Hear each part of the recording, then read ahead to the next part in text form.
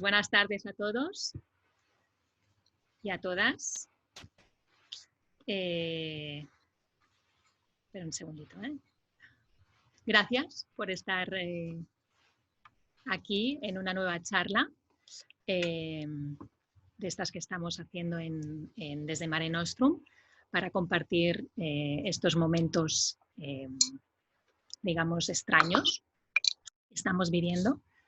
Antes de empezar, quería agradecer a todo el equipo humano y a todo el equipo médico del cual pertenezco, de este centro Mare Nostrum, por haber impulsado este tipo de charlas. Creo que es una oportunidad. Mi nombre es Núria Calvet, soy médico especialista en medicina de familia, soy homeópata y muchos de vosotros me conocéis y pertenezco a este médico de grupo humano de Mare Nostrum. Entonces vamos a empezar un poquito porque esta época oímos hablar mucho de los virus. Entonces nos parecía importante dedicar un momento a pensar qué es lo que representan para nosotros y qué sabemos realmente de los virus. Nuestro cuerpo está en simbiosis constante con el entorno, intercambiando en un vaivén de gases, de reacciones, de fluidos y microbios, nutriéndose del sol, del aire, de lo que comemos, de cómo nos movemos y socializamos. De hecho, desde el punto de vista ecológico, existen microorganismos por doquier y hasta se ha demostrado en universidades de Estados Unidos que los virus son tan o más antiguos que nuestro linaje. Ya estaban aquí. Se estima que distribuidos en la Tierra existen por lo menos 10 elevado a la 30 bacterias y se estima que el triple de virus. Citando al artículo que Máximo Sandin publicó en el pasado abril, él comentaba un artículo que en las aguas marinas superficiales se han encontrado hasta 10.000 millones de virus por litro. Y estos virus tienen una función de controlar la cadena trófica, que quiere decir fagocitando o eliminando las algas y las colonias de bacterias cuando crecen de forma desmesurada y entonces tapan la entrada de los rayos de sol a los fondos marinos. También en los suelos existen infinidad de virus. ¿Y su función? Pues de momento hasta ahora conocemos que también tienen un papel de regular en el crecimiento anormal bacteriano. Si nos fijamos con un microscopio potente a nuestro organismo, veremos que nosotros también estamos hechos de infinidad de microbios, de bacterias, de hongos, de parásitos y de virus. Todo el conjunto de estos microorganismos es lo que se ha llamado microbioma. Muchos de ellos los conocemos ya porque juegan un papel decisivo de nuestras mucosas, por ejemplo, la intestinal o el tracto genitourinario, manteniendo y regulando la buena función nutritiva, o de barrera defensa, o de absorción. También juega un papel esencial en otros aspectos que tradicionalmente han definido nuestra naturaleza como seres humanos, el sistema inmune, que es el que se encarga de discriminar entre lo que somos y lo que no somos, con una precisión molecular exquisita. También en las funciones cerebrales, que influyen en la personalidad y conocimiento humano. Desde un punto de vista exclusivamente biológico, podríamos decir que cada uno es como es el sistema inmune, el cerebro y el genoma. Pues nuestra microbioma puede influir en estos tres niveles y puede, por tanto, influir en cómo somos. En general, podríamos decir que los microorganismos con los que convivimos están para colaborar y equilibrar el organismo y que todo fluya y funcione. Hasta hace pocos años todo este microbioma no era de importancia en el campo de la medicina, pero sin embargo en los últimos años y gracias a las nuevas técnicas de secuenciación masiva que nos permiten estudiar las comunidades microbianas sin necesidad de cultivarlas, comenzamos a saber que para el desarrollo normal y el mantenimiento de la salud dependemos de nuestros microbios. Experimentalmente, se ha demostrado que los animales que se encuentran en altas escalas biológicas requieren de la influencia de ciertos microorganismos para el correcto funcionamiento. Y casi podría asegurarse que ciertas necesidades fisiológicas del hombre y de las mujeres han sido en parte determinadas o influidas por las microbiotas que han prevalecido durante su adaptación y evolución. Crecemos y evolucionamos juntos. Como decía José Sarucán, que es biólogo y exrector de la Universidad de México, y cito textualmente, todos los niveles de la diversidad biológica están íntimamente relacionados entre sí. Esta relación es producto del proceso de evolución orgánica. Es posible construir árboles de la vida similares a los genealógicos que expresan las relaciones entre unos y otros grupos de especies. En el cuerpo humano está demostrado que existen hasta unos 380 trillones de bacterias. ¿Nos imaginamos cuántos virus entonces puede haber en nuestro cuerpo? Al inicio de conocer la existencia de virus en nuestro cuerpo, los científicos se preguntaron cuál sería la función. Siempre se habían estudiado los virus como patógenos, o sea, capaces de provocar únicamente enfermedad, y ahora veían que podíamos estar sanos y estar conviviendo con ellos. Su hipótesis en aquel momento no iba demasiado desencaminada a la que actualmente se conoce. Por un lado, pensaron que tal vez una de sus funciones era la de poder ayudar a crear defensas durante las infecciones en la infancia, para así evitar enfermedades en el futuro o bien alergias.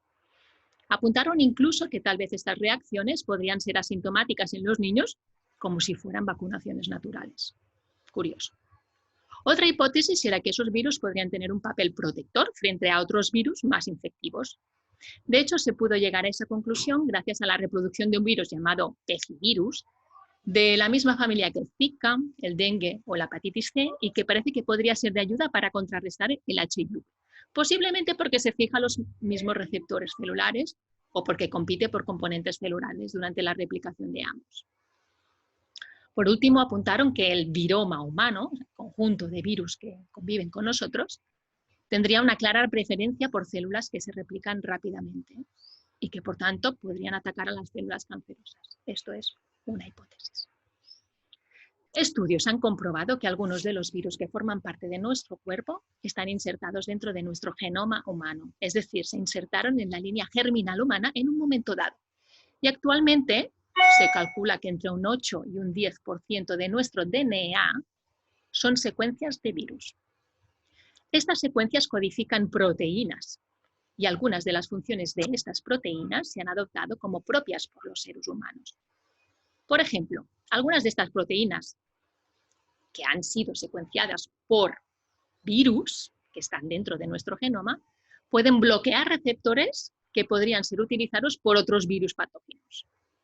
Otras de estas proteínas que se forman después de secuenciar el genoma de los virus, insertándolos en nuestro genoma, sirven para catalizar, es decir, para propulsar y fusionar membranas celulares. Por lo tanto, se han convertido en esenciales para los humanos. Pero no solo tenemos secuencias de genes de virus que forman parte de nuestro DNA, sino que existen virus, que la literatura científica llama virus endógenos, dentro nuestro, que tienen un papel fundamental en nuestra mucosa intestinal, por ejemplo, formando parte de la microbiota intestinal, regulando y controlando las bacterias con las que conviven y equilibrando la flora. A estos virus se les llaman virus bacterianos o bactericidas. ¿Por qué? Son virus que controlan a las bacterias que controlan a nuestro organismo.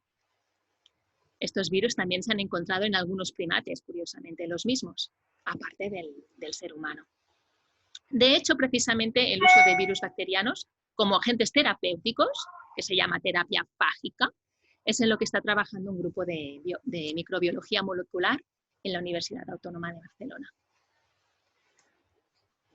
Otros virus también los encontramos adheridos en las mucosas de nuestro organismo, en la orofaringia, en los genitourinarios, impidiendo que penetren bacterias externas, es decir, también con un papel protector.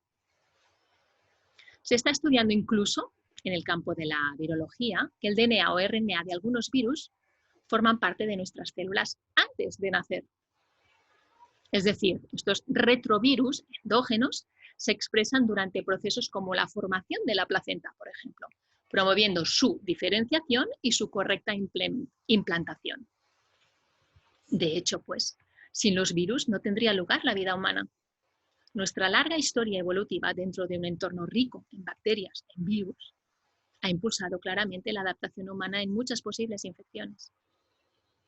Por todo ello, la idea de ir en contra de los virus e intentar eliminarlos por todas las maneras posibles no tendría sentido, ni lógica, ni base científica. Es imposible que haya vida sin todos estos microorganismos. No podríamos desarrollarnos, ni madurar, ni ser quienes somos en un entorno estéril. ¿Por qué los virus han sido el objeto de todo este lenguaje bélico? Estamos en guerra contra el virus. El enemigo está fuera de nuestras casas. Pero, entonces, ¿qué le ocurre a un organismo humano cuando se encuentra un virus nuevo, con un material genético nuevo, desconocido hasta entonces? ¿Cómo se adapta? ¿De qué depende esta adaptación?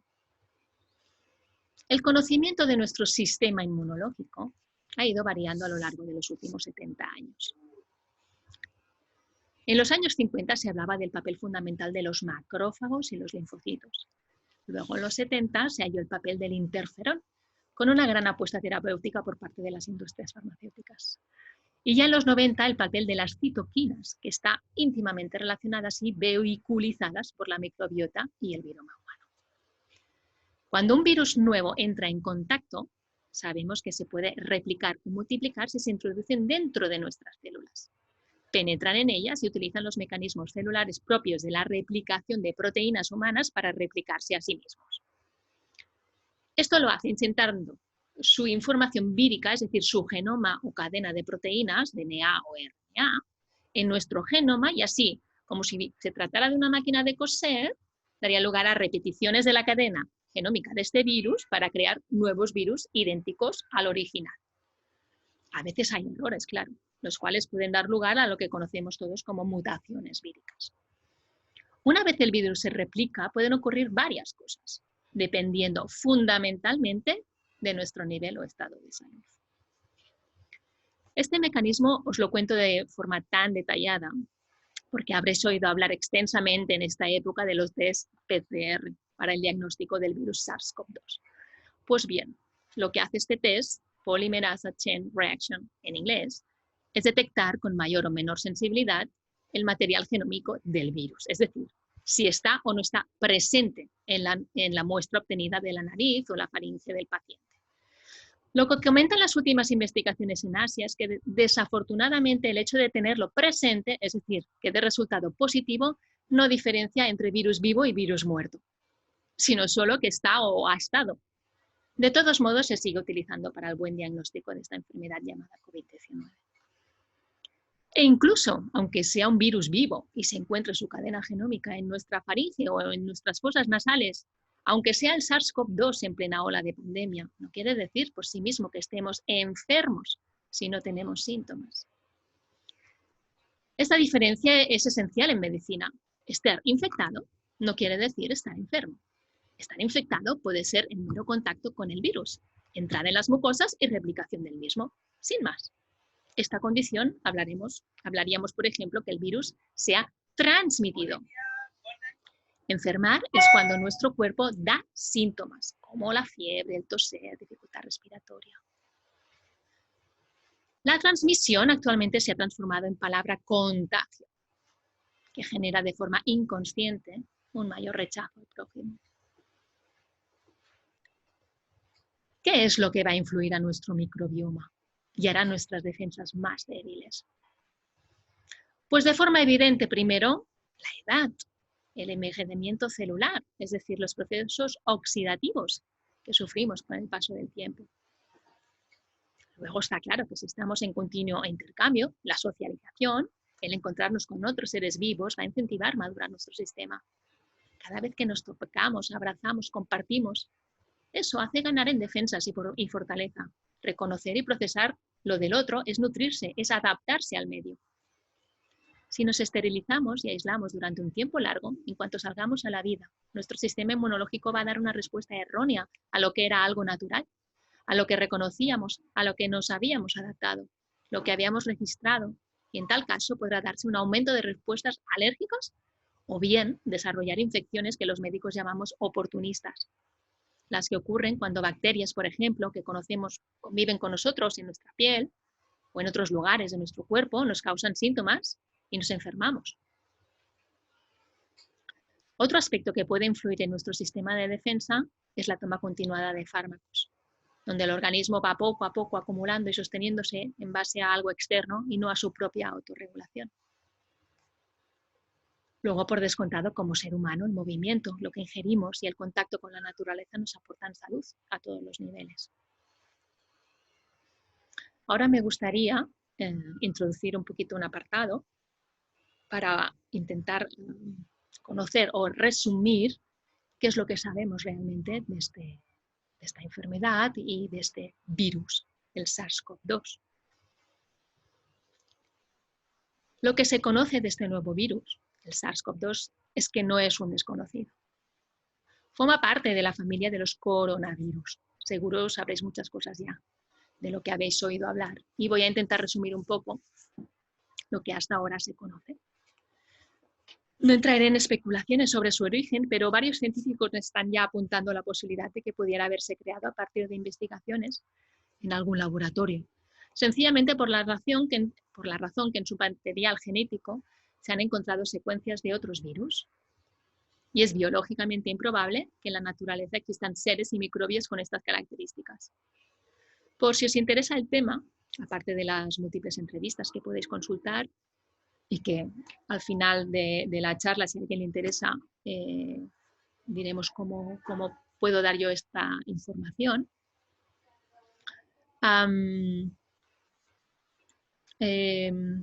Aparte de estas múltiples entrevistas, existe algún artículo donde explica bien cómo en un laboratorio, con fines estrictamente científicos, claro, y de conocimiento, se pueden replicar y hacer copias de virus que ya existen.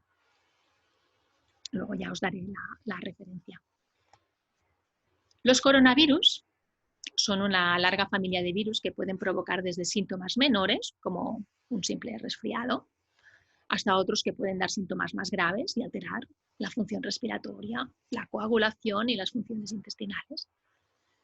El SARS-CoV-2 es el tercero que se conoce de este tipo, de este último tipo. SARS quiere decir síndrome agudo respiratorio severo.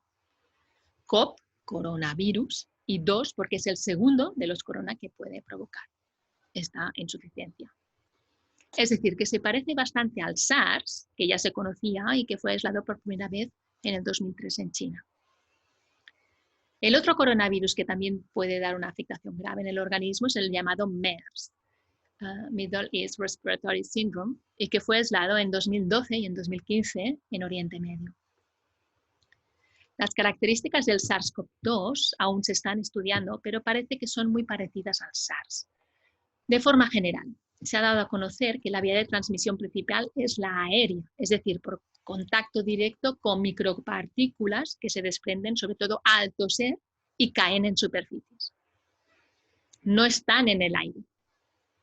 Luego, estas partículas pueden entrar en nuestras mucosas. En estudios publicados en Alemania y en Escandinavia se ha descrito que la tasa de contagiosidad del virus es mucho más alta cuando se están desarrollando los síntomas. O sea, cuando uno tiene la tos, cuando tiene la dificultad respiratoria, dejando muy por debajo y casi despreciable la tasa de contagiosidad del SARS-CoV-2 en personas que no padecen ningún síntoma, pero que podrían albergar en sus mucosas el virus o su material genético. El mismo doctor Trilla, jefe de epidemiología del Hospital Clínico, comunicaba el pasado 14 de mayo en un artículo que la tasa de contagio, que se sabe ahora real, a partir de un estudio rápido que se hizo en Cataluña con el test del dedo, era mucho más baja de lo que se habían esperado en un primer momento y que actualmente era de aproximadamente un 5% de la población. Igualmente en otros países, como por ejemplo Suecia, que luego os comentaré con qué ideas se han aproximado a la pandemia, también habían supuesto inicialmente un contagio del 60% y finalmente realizando pruebas serológicas están estimando que tal vez solo llegue a un 25 o 30% de la población. Las pruebas serológicas son analíticas de sangre venosa, donde se pueden medir tus defensas, quiere decir qué tipo de defensas estás generando en el momento de la extracción de la sangre respecto al virus. Así hablaremos, por ejemplo, que tenemos las IgM elevadas cuando nos encontremos en un momento agudo de la infección, cuando nuestro cuerpo está trabajando agudamente para crear defensas. Y hablaremos de las IgG cuando hemos hecho un recuerdo de la infección y, por tanto, es ya algo pasado. Existen otro tipo de defensas más específicas de las mucosas que se llaman IgA y que desafortunadamente en nuestro país no se ha llegado a realizar este tipo de pruebas con las IgAs, debido a que los test para ello no llegaban a la eficacia mínima para ser válidos. Aunque este sería otro tema, pues las PCR tampoco son ni mucho menos de una alta sensibilidad y su especificidad puede verse alterada también por detectar cadenas genómicas de virus que se parecen entre sí, como el SARS o como la misma gripe. En un estudio rápido en Cataluña se ha hecho durante 2 semanas con 61.000 pacientes en pruebas rápidas capilares. Se ha visto que la prevalencia es mucho más baja en niños y en jóvenes, más alta en varones que en mujeres y mucho mayor en gente de edad avanzada. Ahora os daré un poquito de datos, de números, ¿vale? De estadísticas. En España, según datos del Instituto Carlos III, el 68,8% de los que han necesitado ingreso en hospitales tenían más de 60 años. Los 19.186 fallecidos hasta el 15 de mayo, el 62,3% tenían más de 80 años y solo el 0,4% de los fallecidos tenía menos de 40. De los fallecidos, el 95% sufrían una o más factores de riesgo, es decir, tenían otras enfermedades crónicas en el momento que empezaron a padecer síntomas de infección viral. Y entonces es cuando viene todo el debate sobre cómo se cuentan los fallecidos. Pues es muy distinto morir con COVID que morir de COVID. Y hasta la fecha los datos estadísticos no son muy precisos en eso, pues cada país o cada región lo ha hecho y está haciendo de forma muy distinta. ¿Cuáles eran esas enfermedades subyacentes que han hecho que la infección haya empeorado? En casi todo el mundo más o menos las mismas, pero las mismas que en cualquier infección vírica. Padecer hipertensión, diabetes, enfermedades cardíacas, respiratorias, procesos oncológicos y en Estados Unidos también y de forma muy marcada la obesidad. Muchas veces pacientes sometidos a fármacos de forma diaria y a vacunaciones preventivas sistemáticas. De este último dato solo comentaré que en un artículo publicado el 17 de marzo en el periódico inglés The Mirror, el director médico adjunto de Inglaterra anunciaba que si eras una persona que había sido vacunada de la gripe en los últimos años, entrabas directamente a un grupo de personas de riesgo y por lo tanto se recomendaba extremadamente el distanciamiento social. Ahora, si eras un niño vacunado de la gripe, los datos que venían de China era que ellos no pasaban esta infección de forma grave. A propósito de la vacuna de la gripe, varios científicos, sobre todo estadounidenses, refieren que, curiosamente, las mayores taxas de vacunación gripal a nivel mundial son regiones como Wuhan, Inglaterra, España y en Italia, Véneto. Lombardía.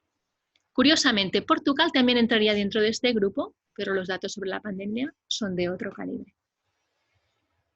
De forma general y según datos publicados en la OMS a partir de los casos reportados en China, la COVID-19 tendría una afectación asintomática hasta un 3% de la población, en un 80% daría síntomas leves, en un 15% enfermedad grave con dificultad respiratoria y necesidad de ingreso, un 6% irían a la UCI y requerirían ventilación mecánica y hasta un 3% morirían. Estas cifras son antiguas y habrá que ver más adelante las diferencias entre países, pues se ha aislado otra cepa distinta en las regiones de Asia. También veremos si se trata de un virus que llegará cada cambio de tiempo o si vendrá una vez al año como la gripe. Lo que parece extraño es que sea un virus que se quede para siempre, por lo que hablábamos de cómo funciona nuestro sistema inmunitario. Durante la pandemia hemos sido testigos de varias maneras de afrontarla, según países o regiones, dando lugar a múltiples consecuencias a todos los niveles en las sociedades. Estamos justo ahora empezando a ver esas consecuencias, y hablo aquí solo a nivel de salud, donde se han demorado cirugías oncológicas, infartos y infartos cerebrales que han llegado tarde, y nuestra salud emocional y mental, también la de los niños y adolescentes, se ha visto extremadamente deteriorada, aumentando procesos de ansiedad y de depresión. De la salud de los mayores, en esta pandemia hablaremos con más profundidad en otra charla que dará nuestra colega, la doctora Pilar Cuadrat. Tenemos, por ejemplo, en Suecia, el ejemplo de cómo ha afrontado esta pandemia. Me parece interesante compartirla con vosotros. Siguiendo una entrevista con uno de los epidemiólogos que forman parte de su agencia de salud pública, el doctor profesor Johan Tjeske, tuvieron muy claro desde el principio que sus dos pilares base en su sociedad eran, por un lado, la infancia, es decir, su futuro, y la no generar desigualdad entre la población. Así que apostaron por realizar un confinamiento selectivo de las personas que o bien padecían síntomas o bien tenían factores de riesgo, y apostar por una llegada de inmunidad de grupo lo más pronto posible, dejando al resto de la ciudadanía seguir de una forma más o menos normalizada su día a día. El profesor comentaba que para conocer realmente el impacto de las medidas adoptadas en cada país se debería de esperar por lo menos un año, pues ellos habían estimado que el número de defunciones se igualaría pasado ese tiempo en los países con mayores medidas restrictivas y confinamiento, y que en cambio las consecuencias sociales y económicas, y también sanitarias en otras áreas, serían menores en Suecia. En su argumentación me pareció interesante que comentaba que habían estado buscando en la literatura médica qué estudios científicos avalaban el confinamiento total de la población para hacer frente a una pandemia y que no habían encontrado datos concluyentes al respecto. Lo que sí habían encontrado con una buena base científica era, por un lado, el buen lavado de manos y el distanciamiento social, se entiende, de quien está con síntomas. Anders Tegnell, que es el jefe de los epidemiólogos en la Agencia de Salud Pública en Suecia, remarcaba que en su país las leyes en comunicación de salud pública están basadas en medidas voluntarias y en la responsabilidad individual, y que la sociedad sueca lo entendía y practicaba. Otro ejemplo contrario, por ejemplo, sería el caso de Corea del Sur, donde el total de la población ha sido confinada, todos deben llevar mascarilla, hacen controles de temperatura hasta por la calle, si los agentes de seguridad del Estado lo consideran, y test rápidos a todo el mundo si lo ven preciso, además de seguimiento por dispositivo móvil. Pero volviendo al tema de la salud, y teniendo en cuenta que los virus forman parte de nosotros y de nuestro ecosistema, ¿cómo podemos prevenir que nuestro sistema inmunológico esté lo más sano posible para cuando un nuevo virus entre en contacto con nosotros? Como decíamos que el estrés oxidativo celular puede tener un papel principal en nuestro sistema, lo que sería más lógico es antioxidarnos. Esto se puede hacer desde la nutrición, de la que hablará en otra charla nuestra compañera, la nutricionista Dorte Frederick, y también podemos usar moléculas y vitaminas que nos ayudan en este proceso. La epidemióloga estadounidense, inmunóloga y genetista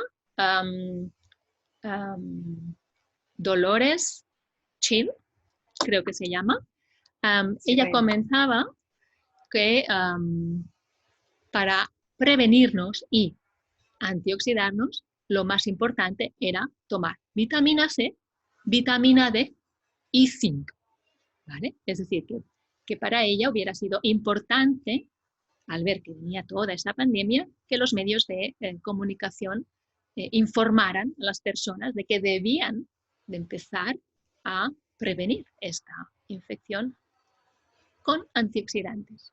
Entonces, durante la pandemia se han utilizado estas terapias, tanto a nivel preventivo, con buenos resultados, y en el nivel también terapéutico. Otro antioxidante es el ozono. En el caso del ozono, que es un gas compuesto de 3 átomos de oxígeno que se utiliza para esterilizar el agua, se han escrito también artículos sobre su efectividad en esta pandemia. En el caso de España, un artículo publicado el pasado 5 de mayo en la revista española de Anestesiología y Reanimación, se da a conocer que estas dos herramientas terapéuticas, la vitamina C y el ozono, podrían ser buenos coadyuvantes en el paciente crítico ingresado por infección por COVID-19. Países como Rusia, Cuba, Turquía, se ha reconocido la ozonoterapia en su legislación.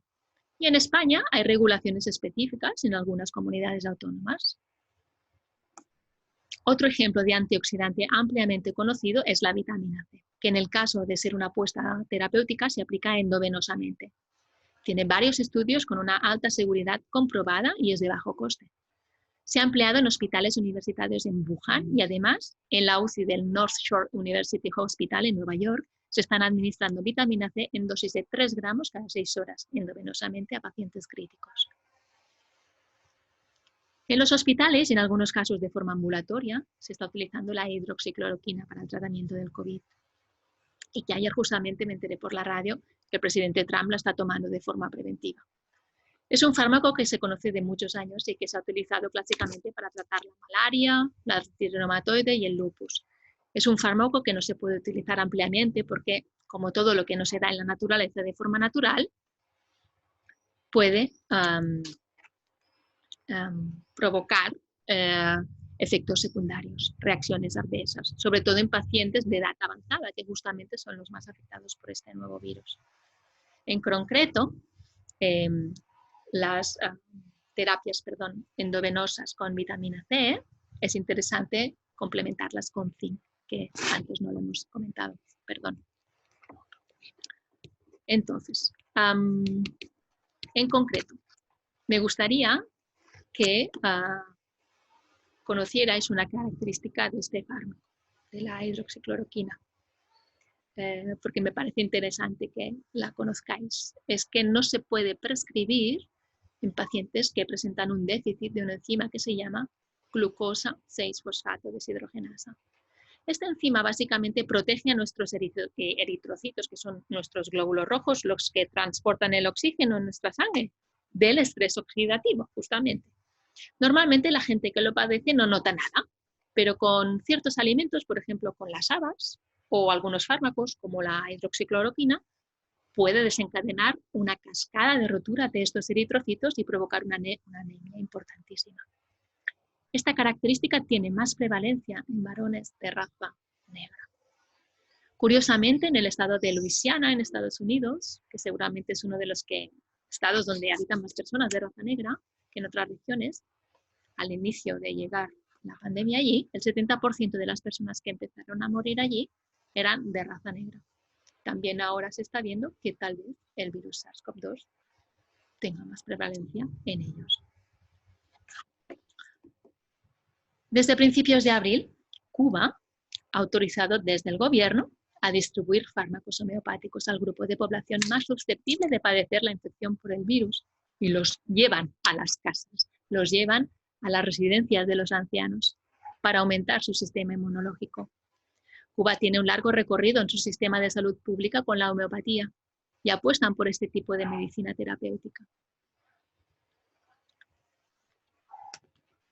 También países como la India y Nepal están apostando por fármacos homeopáticos para tanto estar preparados y subir defensas contra este virus como para tratarlo. Otro aspecto para mantener un buen sistema inmunológico sería el de conservar la aparición de la fiebre, entendida como temperatura entre 38 y 40 grados. Si la hay, pues es una respuesta inmunológica natural de nuestro organismo para hacer frente a posibles agentes infecciosos que se replican de forma descontrolada y así crear anticuerpos para neutralizarlos. Asimismo, se ha visto que el aumento de temperatura inhibe la generación de citoquinas inflamatorias. La fiebre es una respuesta fisiológica del organismo para intentar equilibrar, limpiar, fortalecer, madurar por varias causas. Curiosamente, la doctora Ana Gopá me pasó un artículo de la Sociedad Española del Dolor, donde a propósito del tratamiento para pacientes con COVID, se decía que la utilización de los corticosteroides, que es el más potente antiinflamatorio que conocemos, estaba contraindicado. Y la explicación que daban era justamente esta que os he explicado. Y cito textualmente: los corticoides estarían desaconsejados en caso de presentar gripe o infecciones virales porque bloquean la respuesta hipertérmica, una defensa natural ampliamente comprobada, así como un potencial inmunosupresor. Parece que en este clima actual de miedo solo puede salvarnos de todo ello una vacuna. Para su fabricación, las industrias farmacéuticas tardan de media entre 7 y 9 años pues son los tiempos mínimos para garantizar una cierta seguridad en humanos. Aunque los intentos anteriores para producir una vacuna para los coronavirus, tanto del SARS como del MERS, no han salido bien. Son varios científicos ya que han comentado esto, quiero decir, el virólogo, ¿no? Agustín Valenzuela, por ejemplo, en una entrevista, es doctor en biología y bioquímica molecular, decía que las vacunas para los virus RNA, que se habían intentado hasta ahora, la del SARS o del MERS, no, hasta la fecha no han sido seguras, porque producen una inflamación tremenda, producen, cuando se las inocula en animales, una cascada de citoquinas. E incluso este virólogo decía que el hecho de vacunar potenciaba la infección. Por hablar, la industria farmacéutica gana con las vacunas unos 50.000 millones de dólares al año. Además, según el doctor Klinger, médico alemán que trabaja en Estados Unidos desde hace más de 35 años, él comenta que no se ha hecho ni un solo estudio para conocer si las vacunas son efectivas o no una vez están establecidas en la población, y que los datos que existen a este respecto se basan solo en observaciones de expertos. Para cerrar la charla, solo unas palabras para desear que haya servido para aterrizar de toda esta vorágine de información a la que hemos todos estado sometidos durante semanas y meses, que sirva para que sigamos atentos, críticos, con el pensamiento despierto y sentido común. En Mare Nostrum seguimos y seguiremos estando para cuidar de la salud, con respeto y con profesionalidad. Muchas gracias a todos.